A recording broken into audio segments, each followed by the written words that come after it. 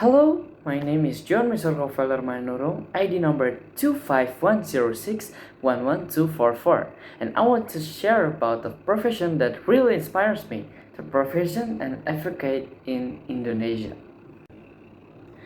Now let's talk about the definition of the profession. An advocate or lawyer is a professional who provides legal service, gives advice to clients, and represents them in court. Simply put, an advocate is the bridge between the public and the legal system. In Indonesia, the profession is regulated by Law Number 18 of 2003. To officially become an advocate, a person must graduate from law school, complete professional training, pass the advocate exam, and take an oath before the High Court. Only after that are they recognized as an advocate and allowed to practice law. This process is not easy, but it shows that the profession carries high responsibility and integrity. Now let's talk about the duties and responsibilities. The duties of an advocate are very broad. First, they represent clients in the court for civil and criminal cases. Second, they draft or review legal documents such as contracts, agreements, and petitions. Third, they provide consultations and legal advice to individuals, companies, or even communities who do not understand the law in detail. And most importantly, they protect human rights and ensure that justice is applied fairly. For me, that is what makes me an advocate profession is so important. They are not only working with papers and arguments, but also with people's hope, rights, and sometimes even their freedoms. Now let's talk about salary information. The salary of advocates can be very different on depending their level. A junior lawyer in Indonesia usually earns around 4 to 8 millions per month. With experience, this can grow into tens of millions.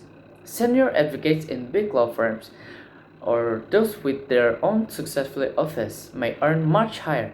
Internationally, the number is even bigger. For example, in the United States or Singapore, lawyers can earn more than 50,000 US dollars per year. Of course, income depends on skill, reputation, and experience, but it also shows that this profession has strong financial potential. Now let's talk about the supporting aspect. The first, we got required skill and qualifications. To succeed, an advocate must have not only a law degree, but also strong analytic thinking, communication, critical reasoning, and negotiation skill. This ability helps them in court and also in daily interactions with clients.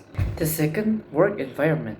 Advocates may work in law firms, in companies as corporate lawyer, in non-governmental organizations, or in independent office. The environment is often dynamic and demanding, with long hours and complex cases, but it also makes the profession exciting and full of variety. The third, career prospect. The career prospects are wide. Advocates can specialize in criminal law, business law, family law, or human rights. Later, many advocates also continue their career as lecturers, judges, or even enter politics. In my view, these professions open many possible paths. And last, advantage and challenges. The advantage include prestige, financial reward, and the opportunity to defend justice. However, the challenges are also real. Heavy stress, competition, and high pressure from clients. That is why advocates must always maintain professionalism and integrity.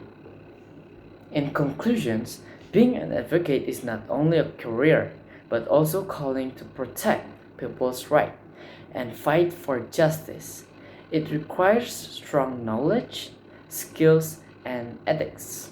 For me, advocates are not just legal workers, they are important actors in building a fairer society. So, becoming an advocate is more than just a job.